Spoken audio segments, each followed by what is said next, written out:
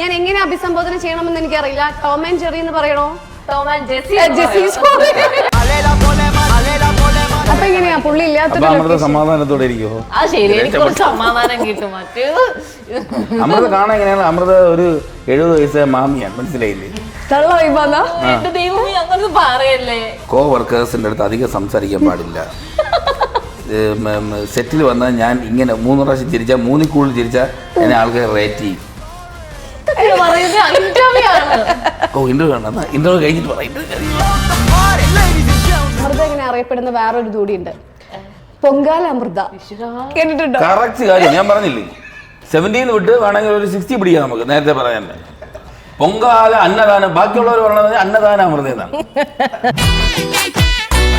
Trip വിളിച്ചാൽ ഞാൻ പോകത്തില്ല, ഒരു പാർട്ടി വെച്ചാൽ ഞാൻ പോകത്തില്ല, ലൈക്ക് ഒരു കമ്പനി കൂടാൻ വിളിച്ചാൽ ഞാൻ പോകത്തില്ല. ഞാൻ കൂടുതൽ സമയം വീട്ടിൽ തന്നെ. മണ്ണിറക്കാൻ വിളിക്കാൻ വരുമോ?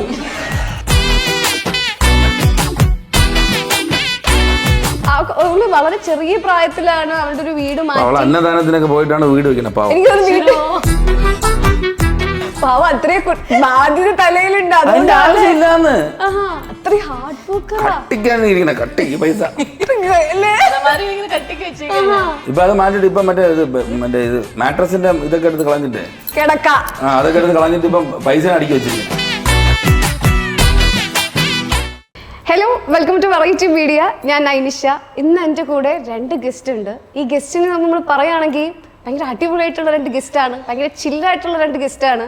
ഇപ്പോൾ അടിപൊളിയായിട്ട് ഒരു സീരീസിൽ തകർത്ത് അഭിനയിച്ചുകൊണ്ടിരിക്കുകയാണ്. ഞാൻ എങ്ങനെ അഭിസംബോധന ചെയ്യണമെന്ന് എനിക്കറിയില്ല. ടോം ആൻഡ് ജെറി എന്ന് പറയണോ? ടോം ആൻഡ് ജെസ്സി എന്ന് പറയണോ, അല്ലെങ്കിൽ അർജുൻ അമൃത എന്ന് പറയണോ? ശരിക്കും അർജുൻ അമൃത എന്ന് പറയുമ്പോൾ എനിക്ക് ആ ചന്ദനമഴ സീരിയലൊക്കെ ഓർമ്മ വരുന്നു. അല്ല, അർജുൻ അമൃതയാണ്. അല്ല, ക്യാരക്ടർ പേര് എങ്ങനെയാണ്? അമൃത എന്നൊരു ക്യാരക്ടർ ഉണ്ട്. നായകൻ അർജുനാണോ? ആണോ? ശരി, അത് കാണാറുണ്ടായിരുന്നു. എപ്പോഴും അതാ കണ്ടോണ്ടിരിക്കുക. ചൈൽഡ്ഹുഡ് സീരിയൽ അതിറങ്ങിയപ്പോ ഇവിടെ 4ാം ക്ലാസ്സിലായിരുന്നു.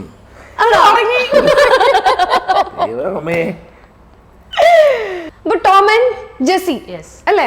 ശരിക്കും നമുക്ക് ടോം ആൻഡ് ജെറി നമ്മൾ പറയാം, പക്ഷെ ഇത് ടോം ആൻഡ് ജെസ്സി. പക്ഷെ അത് കാണുമ്പോ ഒരു ടോം ആൻഡ് ജെറി ആണ്. ആ സീരീസ് കാണുമ്പോ നിങ്ങൾ കറക്റ്റാ. പിന്നെ എന്തുകൊണ്ട് ടോം ആൻഡ് ജെറി എന്നിട്ടില്ല? ജെറി ഉണ്ട്, ഇവളുടെ അനിയൻ ജെറി ഉണ്ട്.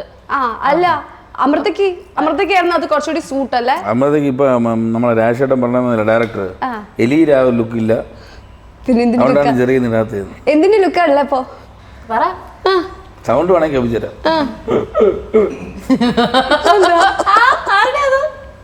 എന്താ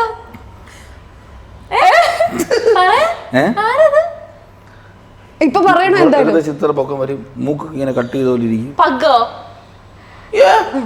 അതിന് നല്ല ഭംഗിയുള്ള സാധനം അറിയാം. ടർക്കി കോഴിയാ? അല്ല, അതിന്റെ സൗണ്ട് അല്ലേ? അല്ലല്ല, ടർക്കി കോഴിയാണ് എന്നാ ഞാൻ ഇവിടെ വീട്ടിൽ പിടിച്ച് വളർത്തിയത്.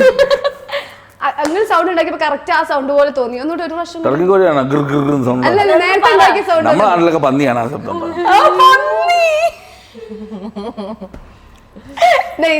ചുമ്മാ അങ്ങനെയൊന്നുമല്ല.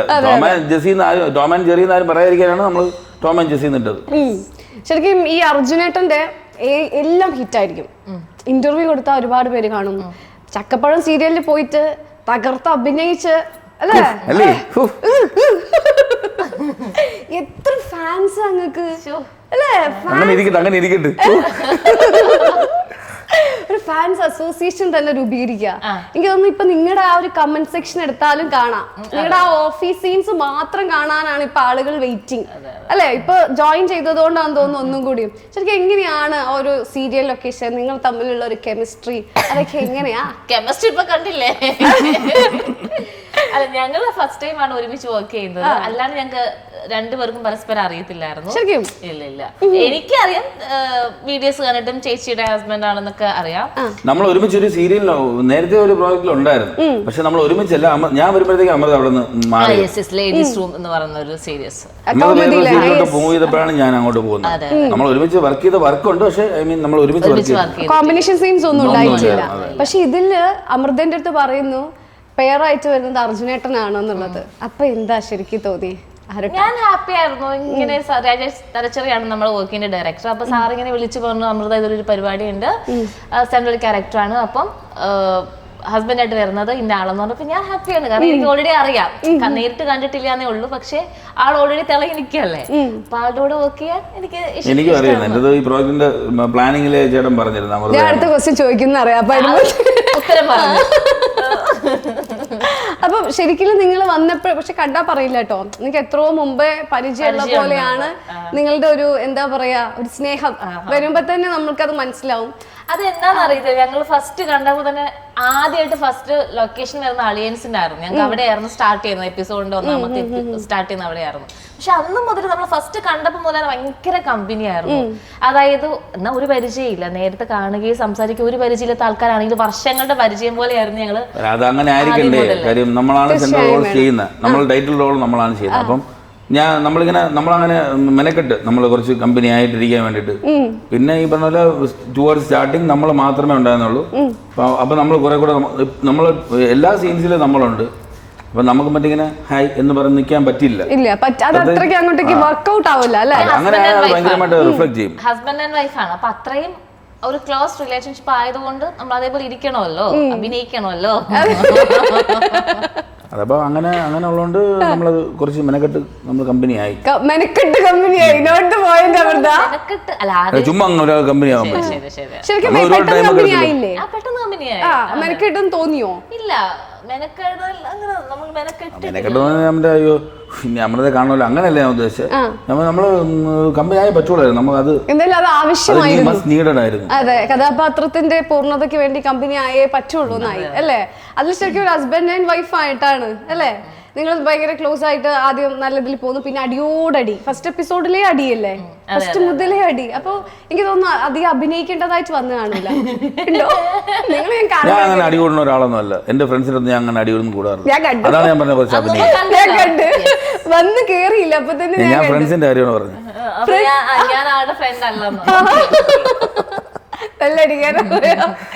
ലൊക്കേഷനിലേക്ക് എങ്ങനെയാണ്? ലൊക്കേഷനിൽ ഞാൻ കൊല്ലു അതിനെ അല്ലേ? ലൊക്കേഷനിൽ ആളിങ്ങനെ ഭയങ്കര ചില്ലാണ്, എല്ലായിടത്തും കമ്പനിയാണ്. അർജുൻ ഒരു നിമിഷം മിണ്ടാണ്ടിരിക്കുന്നത് ഞാൻ കണ്ടിട്ടില്ല. അത് ഉറങ്ങുമ്പോ മാത്രം. അവിടെ കിടന്ന് ഉറങ്ങോ? ഉറങ്ങുമ്പോ ഞാൻ അതുകൊണ്ട് കേട്ടോ, അല്ലാണ്ട് എല്ലായിടത്തും സംസാരിച്ചില്ല നടക്കുന്ന ഒരാളാണ്. അപ്പൊ നിങ്ങൾക്ക് ഭയങ്കര അടിപൊളിയായിരിക്കുമല്ലോ ലൊക്കേഷനിൽ. ഈ പുള്ളി വരാത്ത ഡേയ്സ് നിങ്ങൾക്ക് ഷൂട്ട് ഉണ്ടാവാറുണ്ടോ? അല്ല, നമ്മൾ ഞങ്ങൾ രണ്ടിന്റെ വീട് ഞങ്ങളിപ്പോ സെപ്പറേറ്റഡ് ആയി നിൽക്കുകയാണല്ലോ. അപ്പൊ എന്റെ വീട് ഏട്ടന്റെ വീടും കാണിക്കുന്ന സമയത്ത് നമ്മൾ ഉണ്ടാവില്ല. ആ ഒരു ടൈമിലേ ഉള്ളൂ. അപ്പൊ എങ്ങനെയാ പുള്ളി ഇല്ലാത്ത സമാധാനത്തോടെ ഇരിക്കുമോ? ആ ശരി, എനിക്ക് കുറച്ച് സമാധാനം കിട്ടും. മറ്റേത് അമൃത കാണാൻ എങ്ങനെയാണ്? അമൃത ഒരു 70 വയസ്സായ മാമിയാണ്, മനസ്സിലായില്ലേ? എന്റെ ദൈവമേ, അങ്ങനെ പറയല്ലേ. ഞാൻ എന്താണോ അമൃത വീട്ടിൽ നിന്ന് കുറെ റൂൾസ് പഠിച്ചിട്ടുണ്ട്. കോ വർക്കേഴ്സിന്റെ അടുത്ത് അധികം സംസാരിക്കാൻ പാടില്ല. സെറ്റിൽ വന്നാൽ ഞാൻ ഇങ്ങനെ 3 പ്രാവശ്യം ചിരിച്ചാൽ 3 കൂടുതൽ ചിരിച്ചാൽ എന്നെ ആൾക്കാർ റേറ്റ് ചെയ്യും. ഇന്റർവ്യൂ കഴിഞ്ഞിട്ട് ഞാൻ എന്താണ് ഭയങ്കര അത് ഏട്ടൻ നേരത്തെ നമ്മൾ വർക്ക് ചെയ്യാത്തതുകൊണ്ട് ഈ ഒരു വർക്ക് പോലെയാണ് ഞാൻ കുറച്ചും കൂടി ഇങ്ങനെ ആയി തുടങ്ങിയത്. ഞാൻ അങ്ങനെ വെറുതെ പറയാന്ന് അങ്ങനെ ഒരു ഷെഡ്യൂളൊക്കെ ആയിട്ടാ വരാ. ഷെഡ്യൂളല്ല, ഞാൻ ഷോട്ട് കഴിഞ്ഞാൽ ഞാൻ അങ്ങനെയല്ല. ഷോട്ട് കഴിഞ്ഞാൽ എനിക്കൊരു ബിസിനസ്സും കൂടി ഉണ്ട്. സോ അപ്പൊ അതിന്റെ എല്ലാം ഞാൻ തന്നെ ആയിരിക്കും നോക്കുന്നത്. നമുക്കൊന്നുമില്ല. അപ്പൊ ഷോട്ട് കഴിഞ്ഞ് ഞാൻ അപ്പം ഫോണൊക്കെ നോക്കി അങ്ങനെ ഇരിക്കുന്ന ഒരാളാണ്. അപ്പം എന്നിട്ട് ലഞ്ച് ബ്രേക്ക് ആകുമ്പോൾ ഞാൻ പറയും, ഞാൻ ചെന്ന് ആദ്യം കഴിച്ചിട്ട് ഞാൻ പറയും 1 മണിക്കൂറുണ്ട്, മിണ്ടാണ്ടിരുന്നോളം. അടുത്ത് ഞങ്ങൾക്ക് ഒരു റൂമിലാണ് എല്ലാം കൂടി ഇരിക്കണേ. മിണ്ടാണ്ടിരുന്നോളം, ഡിസ്റ്റർബ് ചെയ്യില്ല, 1 മണിക്കൂർ നമുക്ക് ഉറങ്ങാന്നൊക്കെ പറഞ്ഞ പ്ലാൻ സെറ്റൊക്കെ വരുന്നത്. പക്ഷെ പുള്ളി അതൊക്കെ മാറ്റും. ഉറങ്ങുമ്പോൾ അതേ കീഴി ഇരുന്ന് അലച്ചോണ്ടിരിക്കും. അപ്പം ഞാൻ ഒരു 5 മിനിറ്റ് റെസ്റ്റ് ചെയ്യാൻ അങ്ങനെ ഇല്ല. പിന്നെ ഞാൻ എപ്പോഴും ഫോണിലായിരിക്കും ഈ ബിസിനസിന്റെ കാര്യവും. വലിയൊരു സാരി ബിസിനസ് സംരംഭകയാണ് അല്ലേ? വലുതല്ല, വലുത്. അപ്പൊ ഞാൻ അങ്ങനെ ഇരിക്കുന്നയാളാണ്. അപ്പൊ ഞാൻ എപ്പോഴും സംസാരിക്കാനോ അങ്ങനെ പോകത്തില്ല. മിണ്ടും, നമ്മൾ എപ്പോഴും സംസാരിക്കുന്നില്ല. അപ്പൊ അതിനാണ് ഈ പറയുന്നത് 1 മണിക്കൂറാണ് ബ്രേക്ക്. അതില് മിണ്ടരുതെന്ന് നേരത്തെ പറഞ്ഞിട്ട് റൂമിൽ പോയ ആള് മിണ്ടും, മനസ്സിലായി? അതെ. ഇപ്പൊ സാരിയുടെ ബിസിനസ് ചെയ്യുന്നുണ്ടെന്ന് അറിഞ്ഞു. എപ്പോഴെങ്കിലും അർജുനേട്ടൻ സൗഭാഗ്യ ചേച്ചിക്ക് വേണ്ടി ഒരു സാരി അവിടെ നിന്ന് വാങ്ങിച്ചിട്ടുണ്ട്? ഞാൻ ഒരു വട്ടമല്ല 5 പ്രാവശ്യം ചോദിച്ചു. 5 പ്രാവശ്യം ചോദിച്ചു. 5 പ്രാവശ്യം ഇവള് മറന്നുപോയി. ഞാൻ മറന്നുപോയത്. എന്റെ അടുത്ത് തുടങ്ങിയ അത് എന്റെ ഭാര്യ അങ്ങനെ ആരും ഫോളോവേഴ്സ് ഒന്നും ഇല്ലാത്തൊരു ഭാര്യ ആയതുകൊണ്ടും സാരി ഇവൻ തന്നില്ല ഈ കുട്ടി. അതുകൊണ്ടല്ല, എനിക്ക് ചേച്ചിക്ക് നല്ലൊരു സാരി ഉടുക്കണമെന്നുണ്ട്. ബാക്കിയുള്ള നല്ലതല്ലേ? അങ്ങനെയല്ല, ഇനി നീ പറഞ്ഞ ബിസിനസ് കൊള്ളാം. അങ്ങനല്ല, അവള് വേറെ സാരി വെച്ചിട്ടുണ്ട് അത്ര സ്പെഷ്യൽ ആയിട്ടുള്ളത്. എനിക്ക് ചേച്ചിനെ ഭയങ്കര ഇഷ്ടമാണ്. അപ്പൊ നമ്മുടെ ഒരു സാരി ചേച്ചി പക്ഷെ ആദ്യമായിട്ടാ കാണുന്നത്. അത് ചേച്ചി മുമ്പ് കണ്ടിട്ടുണ്ടല്ലോ. എന്തുവാ അത്രയും സ്യൂട്ടായിട്ട് ഒരെണ്ണം കൊടുക്കണമെന്ന് എനിക്ക് ആഗ്രഹമുണ്ട്. അപ്പൊ ചേട്ടൻ എന്റെ അടുത്ത് പറഞ്ഞടി, സൗഭാഗ്യക്ക് നീ ഗിഫ്റ്റ് കൊടുക്കാൻ വേണ്ടിട്ടാ നീ നല്ല കുറച്ച് കളക്ഷൻസ് അയക്കുന്നു പറഞ്ഞപ്പം ഞാൻ കൊടുക്കാന്ന് പറഞ്ഞതാ. പിന്നെ ഇടയ്ക്ക് വിട്ടുപോയി. പിന്നെ ഞാൻ പറഞ്ഞ സ്പെഷ്യൽ ഐറ്റം കൊടുക്കണം എനിക്ക്. അതിന് വേണ്ടിട്ട് ഇങ്ങനെ ഇരിക്കുന്നത്. ഞാൻ ഇത് ഒരു ദിവസം ഒന്ന് കൊടുക്കുകയും ചെയ്യും. ഈ ചേട്ടൻ അവളുടെ സ്പെഷ്യൽ ഐറ്റം ഞാനാണ്. അപ്പൊ ഇന്ന് പുള്ളിനെ തന്നെ വരച്ചു കൊടുക്കതില് ആ മുന്താണില്ലേ, ആ മുന്താണി ഭാഗത്ത് ഈ ഒരു ഫോട്ടോ അതാവുമ്പോ നല്ല അടിപൊളി റീച്ച് ആയിരിക്കും അല്ലേ? ശരിക്കും സ്പെഷ്യൽ ആയിട്ട് കൊടുക്കാൻ എങ്ങനെ ഉദ്ദേശിക്കുന്നത്? കേൾക്കാം നമുക്ക്. ലൈക്ക് നല്ല ഒരു സാരി ആയിരിക്കണം. സാരി മീൻസ് എല്ലാം നല്ലതാണ് നമ്മൾ കൊടുക്കുന്നത്, അഫോർഡബിൾ ആണ്. പക്ഷെ എനിക്ക് ചേച്ചിക്ക് ഒതുങ്ങിയിരിക്കണ, ചേച്ചിക്ക് അത് പെർഫെക്റ്റ് മാച്ച് ആയിരിക്കും. ചേച്ചി ഇതിൽ ഉടുക്കാത്തൊരു ടൈപ്പ് സാരി ആയിരിക്കും. എന്ന് കൊടുക്കും അതാ നമുക്ക് അറിയണ്ടേ? ഉടനെ കൊടുക്കും. ഉടനെ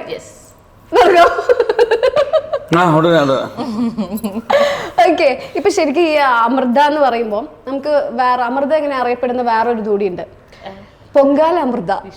കേട്ടിട്ടുണ്ടോ? കറക്റ്റ് കാര്യം ഞാൻ പറഞ്ഞില്ലേ, 17 വിട്ട് വേണമെങ്കിൽ ഒരു 60 പിടിക്കാം നമുക്ക്. നേരത്തെ പറയാൻ പൊങ്കാല അന്നദാനം, ബാക്കിയുള്ളവർ പറഞ്ഞത് അന്നദാനം അമൃത എന്നാണ്.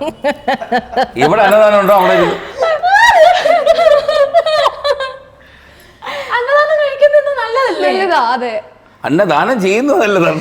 അന്നദാനത്തിനില്ല. അന്നദാനം ഞാൻ ഇടയ്ക്ക് ചെയ്യാറുണ്ട്.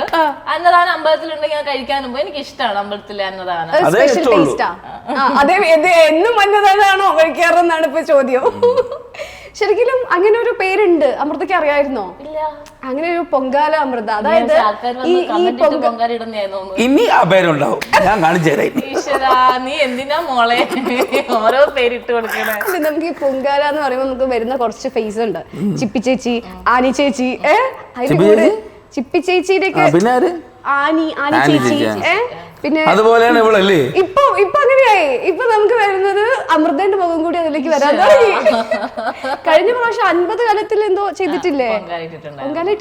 എന്നിട്ട് ഒരു കാലം പോലെ നമ്മളെ ലൊക്കേഷൻ കൊണ്ടുവന്നില്ല. 50 കാലത്തിട്ട് അവള് ഷെഡ്യൂൾ എത്രാം തീയതിയായിരുന്നു? പൊങ്കാലിന്റെ എത്രാം തീയതി നമ്മുടെ ഷെഡ്യൂള്? ഈ മനുഷ്യന്റെ കാര്യം പറഞ്ഞു കൊടുക്കൂ.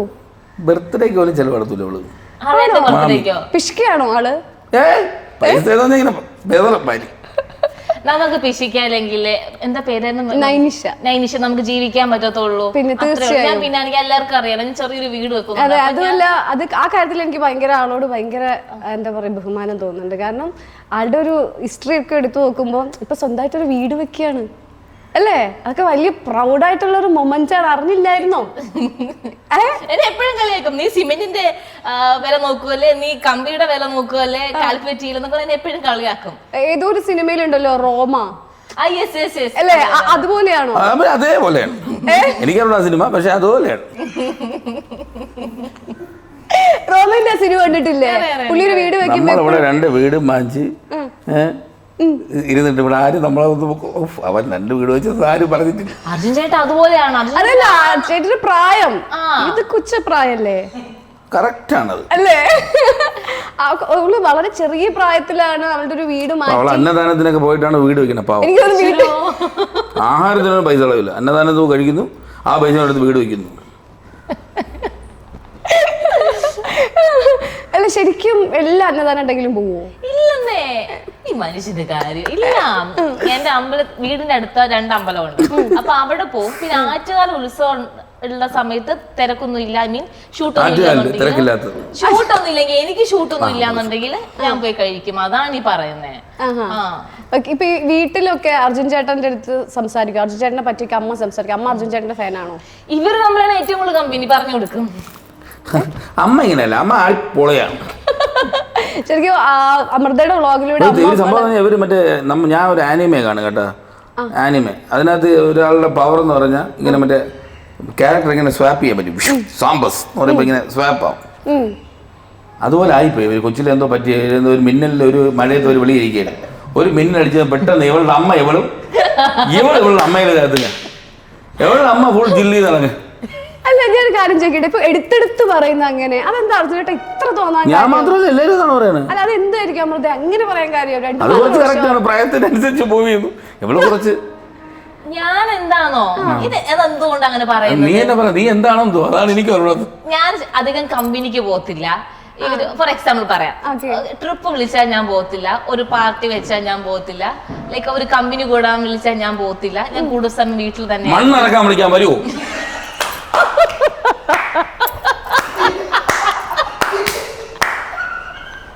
മണൽ മാഫിയൊക്കെയാണെങ്കിൽ കുട്ടി താല്പര്യമാണ്.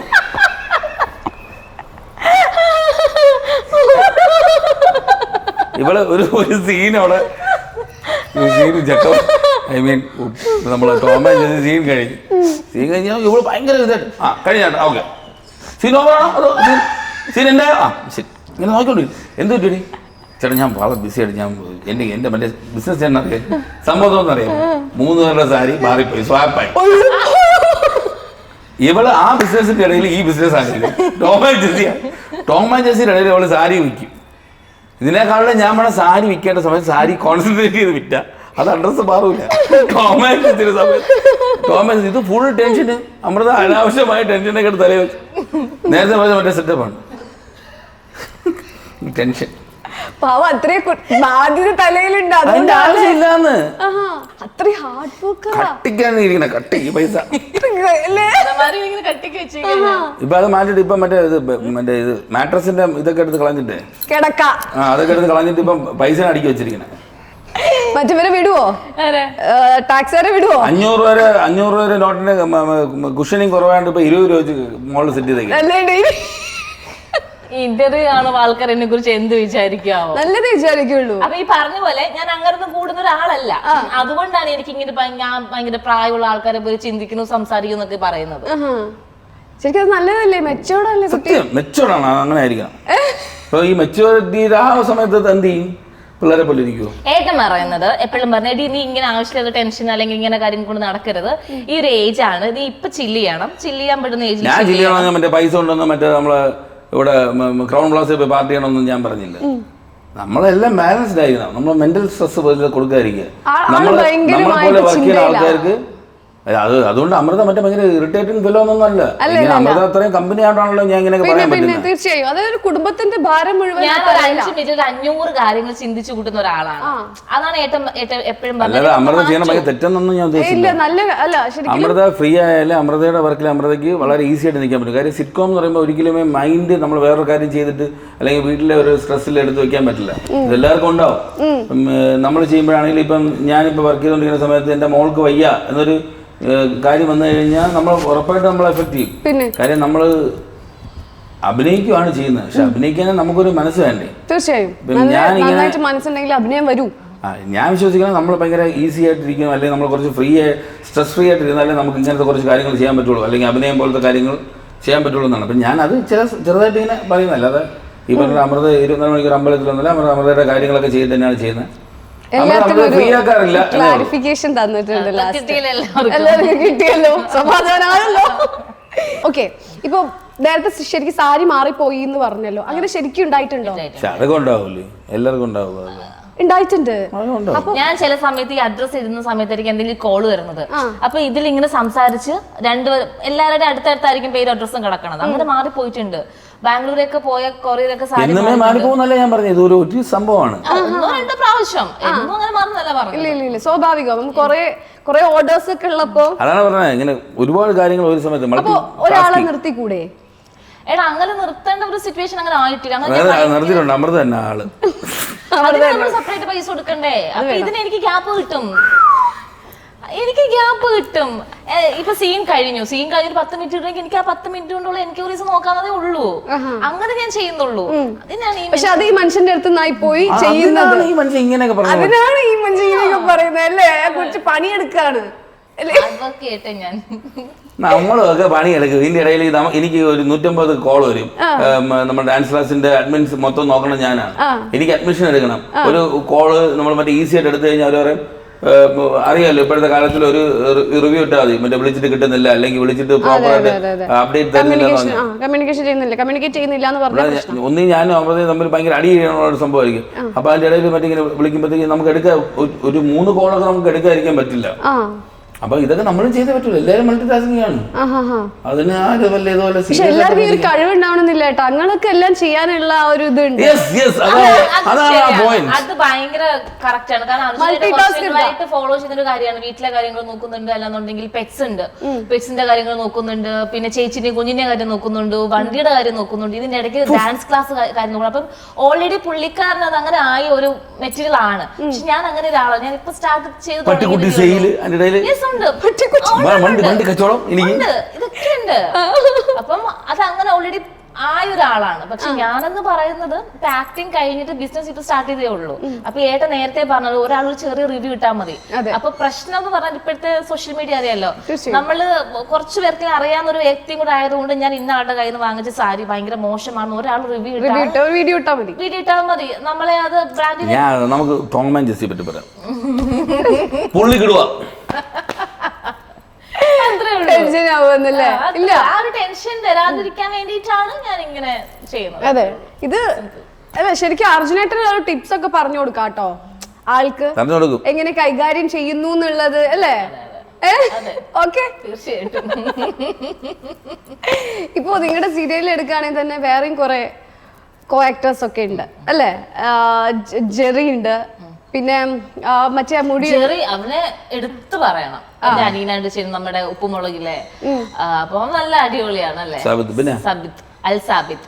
അവനെ ഞങ്ങൾ ഇടയ്ക്ക് ഭയങ്കര മിസ് ചെയ്യുന്നുണ്ട്. അപ്പൊ ഞങ്ങൾ ചോദിച്ചപ്പോ അവന് വരാൻ പറ്റാത്ത സിറ്റുവേഷൻ അല്ലെങ്കിൽ അവനും കൂടെ ഉണ്ടായിരുന്നെങ്കിൽ അടിപൊളിയായിരുന്നു. ഇവരുടെ നമ്മുടെ മൂന്നൂരുള്ള കോംബോ എല്ലാവർക്കും ഭയങ്കര ഇഷ്ടമാണ്. അതായത് അൽസാബിത്ത്, ഞാൻ അവന്റെ ചേച്ചിയാണ് ഞാൻ, അൽസാബിത്തും അളിയനും തമ്മിലുള്ള കോംബോ. ഇവരുടെ കോംബോ എടുത്തു പറയണം. ലൈക്ക് ഇവര് കാണും അങ്ങോട്ടും ഇങ്ങോട്ടും കുറ്റം പറച്ചിലൊക്കെയാണ്, പക്ഷെ ഒരു എന്തെങ്കിലും ഒരു വിഷമ സിറ്റുവേഷൻ വരുമ്പോൾ രണ്ടുപേരും അങ്ങോട്ടും ഇങ്ങോട്ടും ഹെൽപ്പ് ചെയ്യുന്ന ഒരു അത്ര മെന്റാലിറ്റി ഒരു നല്ലൊരു ക്യാരക്ടറായിരുന്നു. പക്ഷെ അവൻ പെട്ടെന്ന് പോയപ്പോ ഞങ്ങൾക്കും ഒരു വിഷമം ഉണ്ടായിരുന്നു. എന്തുകൊണ്ട് പോയി ശരിക്കും? അവന് മറ്റേ ഉപ്പുമുളകും ഇപ്പം പുള്ളി വളരെ ഇമ്പോർട്ടന്റ് ആയിട്ടുള്ള സംഭവം, ടൈം മാനേജ് ചെയ്യാൻ പറ്റുന്നില്ല. അവിടെ 20 days ഒക്കെ ഷൂട്ട് ഉണ്ടാവില്ലേ, അപ്പൊ അതിനുശേഷം ഇവരുടെ ഷെഡ്യൂളും കൂടെ അവന് മാനേജ് ചെയ്യാൻ പറ്റുന്നില്ല. അങ്ങനെയാണ്. പിന്നെ അവനിപ്പോ കോളേജിൽ കയറി പഴയതല്ലേ, ഇപ്പൊ ആള് കുറച്ചുകൂടി വലുതാവുമ്പോ ഭയങ്കരതായിട്ടുള്ള ബിസി വന്നു തുടങ്ങി. ശരിക്കും അഭിനയിക്കാനുള്ള ഒരു സമയം വരുമ്പോഴേ ആക്ഷൻ എന്ന് പറയുമ്പോ അർജുനേട്ടന്റെ പെട്ടെന്ന് വരുന്ന ഒരു മാറ്റം എന്താ? ഇപ്പൊ തന്നെ ഭയങ്കര കളിച്ച് ചിരിച്ച് നിക്കണില്ലേ, ആക്ഷൻ പറയുമ്പോ ആള് അപ്പൊ തന്നെ ക്യാരക്ടറിൽ കയറുക. അതെല്ലാരും അങ്ങനെയാണ്, പ്രതിഭയാണ്, പ്രതിഭാസമാണ്. ഈ ലൊക്കേഷനിലൊക്കെ നിങ്ങൾക്ക് ഭയങ്കരമായിട്ടുള്ള എന്തെങ്കിലും അടിപൊളിയായിട്ടുള്ള എന്തെങ്കിലുമൊക്കെ സംഭവങ്ങൾ ഉണ്ടാവാറുണ്ടോ? പുള്ളി ഉണ്ടായിരുന്നിട്ട് എന്തെങ്കിലുമൊക്കെ ഒപ്പിക്കുമല്ലോ, അങ്ങനത്തെ എന്തെങ്കിലും? ഇപ്പൊ ഈ ടോം ആൻഡ് ജെസ്സി സ്റ്റാർട്ട് ചെയ്തതിന്റെ ഇഷ്ടം എന്തെങ്കിലും അതെന്താ അങ്ങനെ ഒരു സംസാരം? അല്ല, എല്ലാം നല്ലതാണ്. നമ്മുടെ ബെഡ്റൂം സീൻസ് ഒക്കെ ഭയങ്കര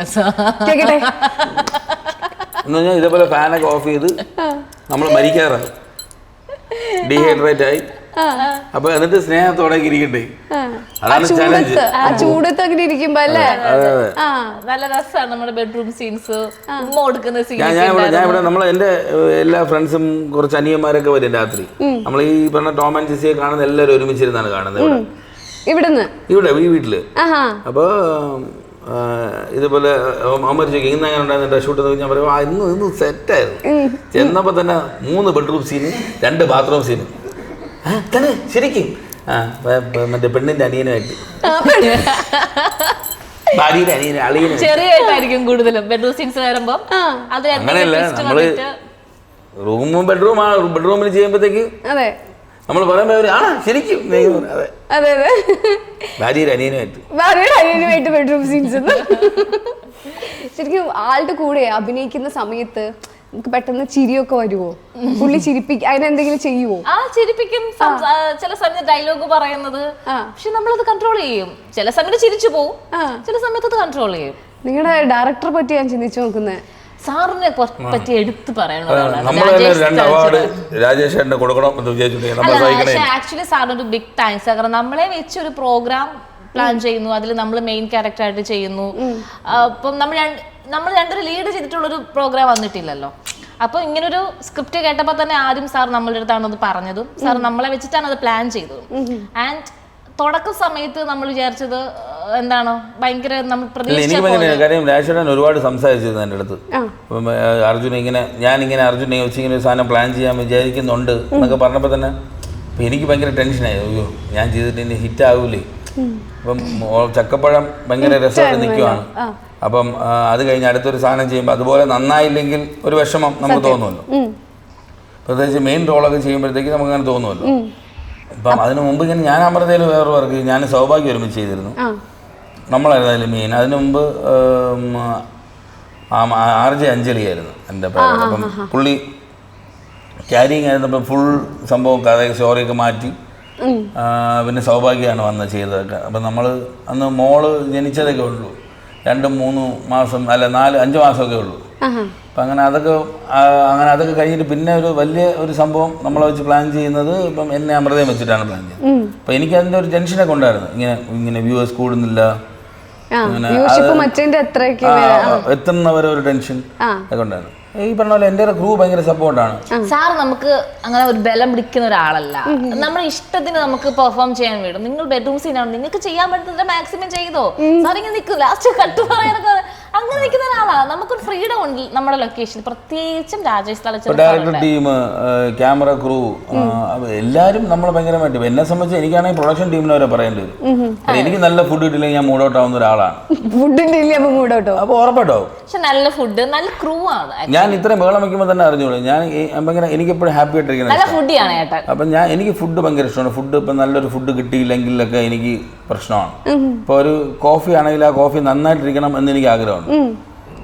അപ്പം എന്താണോ കിട്ടുന്നത് അത് അതിന്റെ നല്ല നല്ല ഫുഡ് കിട്ടിയാൽ നന്നായിട്ട് ചെയ്യും. അടിപൊളിയാക്കും. അതെ, അങ്ങനെയാണ്.